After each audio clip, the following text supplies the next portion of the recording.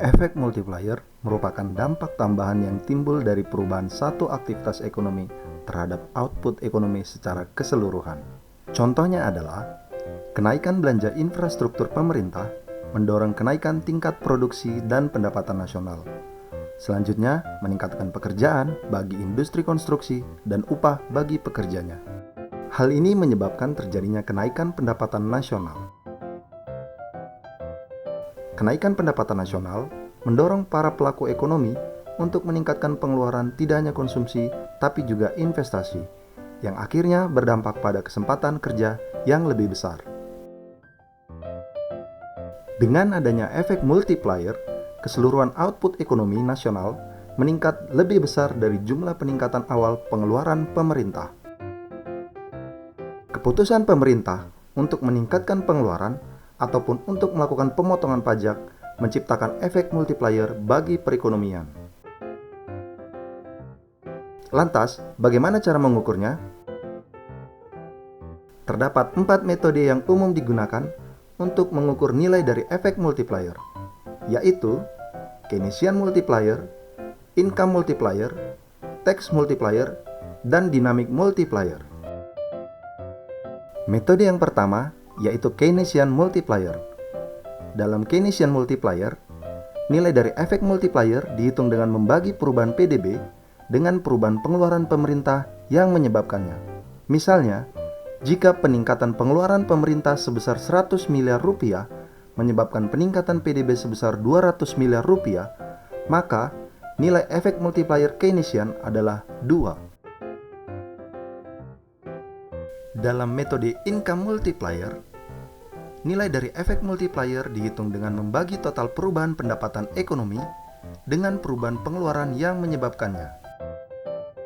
Misalnya, jika peningkatan pengeluaran sebesar 100 miliar rupiah menyebabkan peningkatan pendapatan nasional sebesar 400 miliar rupiah, maka nilai dari efek multiplier pendapatan adalah 4. Selanjutnya, dalam metode tax multiplier, nilai dari efek multiplier dihitung dengan membagi perubahan PDB dengan perubahan pajak yang menyebabkannya.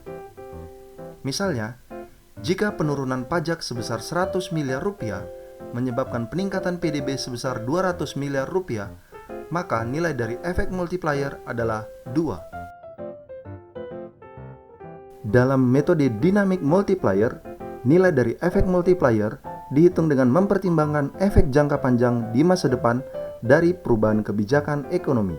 Misalnya, peningkatan pengeluaran pemerintah untuk pendidikan dan infrastruktur dapat menyebabkan produktivitas dan pertumbuhan yang lebih tinggi di masa depan, yang akan memberikan efek multiplier pada perekonomian.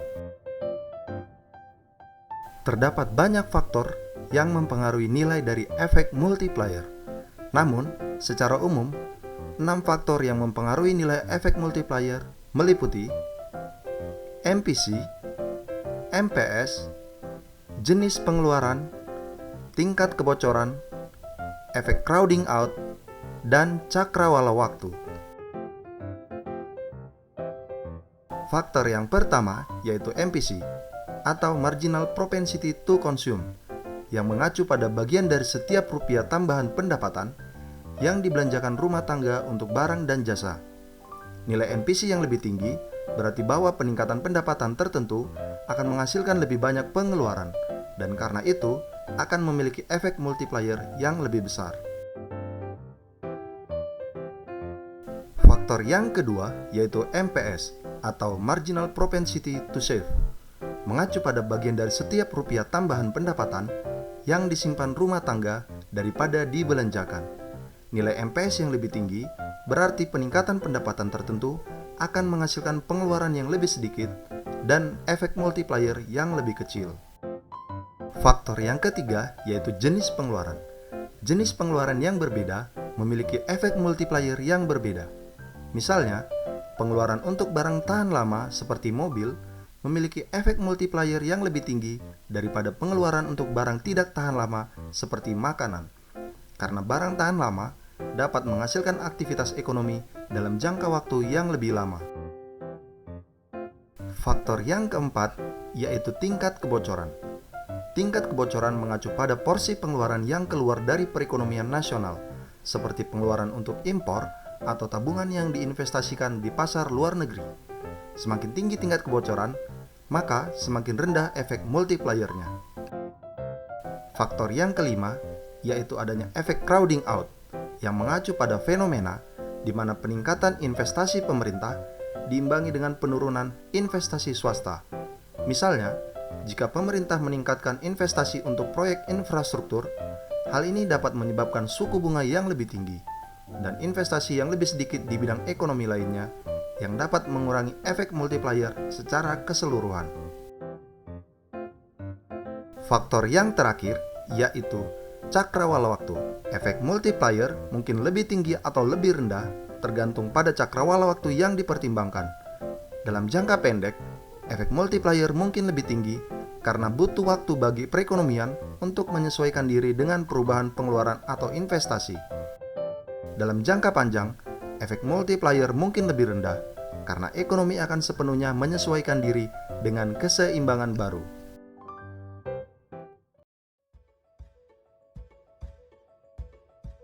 Terdapat 5 kelebihan utama dari efek multiplier, yaitu kekuatan prediksi, ketepatan stimulus, identifikasi sektor efektif, evaluasi kebijakan, dan pembenaran investasi. Kelebihan yang pertama yaitu kekuatan prediksi. Efek multiplier dapat membantu pembuat kebijakan dan ekonom untuk memprediksi dampak dari perubahan kebijakan ekonomi, untuk memperkirakan bagaimana perubahan pengeluaran pemerintah, pajak, atau suku bunga akan mempengaruhi perekonomian secara keseluruhan. Kelebihan yang kedua yaitu efek multiplier dapat digunakan untuk merancang paket stimulus ekonomi yang efektif dalam mendorong pertumbuhan ekonomi. Dengan menargetkan pembelanjaan pada sektor dengan efek multiplier yang tinggi, pembuat kebijakan dapat memaksimalkan dampak dari upaya stimulus mereka. Kelebihan yang ketiga yaitu efek multiplier dapat membantu pembuat kebijakan untuk mengidentifikasi sektor ekonomi yang paling efektif dalam menciptakan lapangan kerja. Dengan menargetkan pengeluaran pada sektor tersebut, pembuat kebijakan dapat mendorong pertumbuhan lapangan kerja dan mengurangi pengangguran. Efek multiplier juga dapat digunakan untuk mengevaluasi efektivitas kebijakan ekonomi dari waktu ke waktu. Dengan melacak perubahan efek multiplier, pembuat kebijakan dapat menentukan apakah kebijakan mereka memiliki dampak yang diinginkan terhadap perekonomian. Efek multiplier juga dapat digunakan untuk menjustifikasi investasi dalam proyek infrastruktur. Karena investasi infrastruktur seringkali memiliki efek multiplier yang tinggi, investasi tersebut dapat menciptakan lapangan kerja dan merangsang kegiatan ekonomi di industri terkait.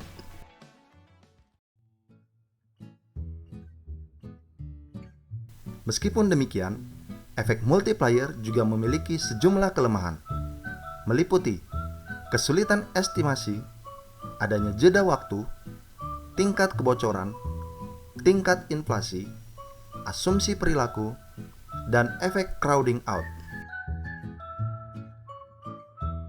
Kelemahan yang pertama yaitu memperkirakan ukuran efek multiplier tidak selalu mudah, dan perkiraan dapat bervariasi tergantung pada konteks spesifik dan asumsi yang dibuat. Hal ini dapat mempersulit untuk secara akurat memprediksi dampak dari perubahan kebijakan ekonomi. Kelemahan berikutnya yaitu bahwa efek multiplier mungkin tidak langsung dan terdapat jeda waktu antara perubahan kebijakan ekonomi dan dampaknya terhadap ekonomi. Hal ini dapat menyulitkan untuk merancang kebijakan ekonomi yang memiliki dampak yang tepat waktu dan efektif terhadap perekonomian.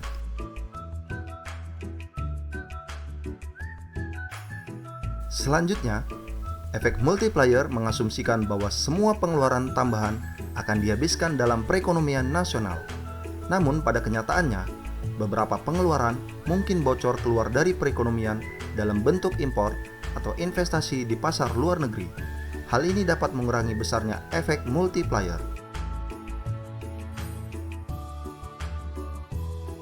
Kelemahan yang keempat, yaitu efek multiplier, mengasumsikan bahwa pengeluaran tambahan tidak akan menyebabkan tekanan inflasi dalam perekonomian. Namun jika ekonomi sudah beroperasi mendekati kapasitas penuh, pengeluaran tambahan dapat menyebabkan inflasi, bukan peningkatan output. Berikutnya, efek multiplier bergantung pada asumsi tentang bagaimana rumah tangga dan bisnis akan merespon perubahan kebijakan ekonomi, seperti perubahan pajak atau suku bunga. Asumsi ini mungkin tidak selalu benar dalam praktiknya.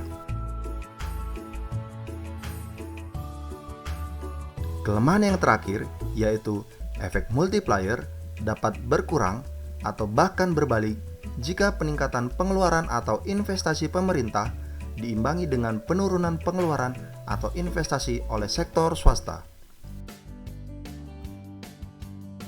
Penting untuk dicatat bahwa menghitung efek multiplier tidak mudah dan bergantung pada berbagai faktor.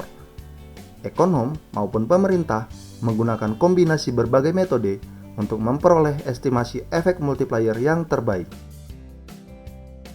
Efek multiplier adalah alat bantu yang penting dalam merancang kebijakan ekonomi yang efektif untuk merangsang aktivitas ekonomi demi pertumbuhan dan stabilitas ekonomi jangka panjang. Demikian video kami kali ini, semoga bermanfaat. Jangan lupa share, like, komen, dan subscribe untuk mendukung channel kami. Terima kasih.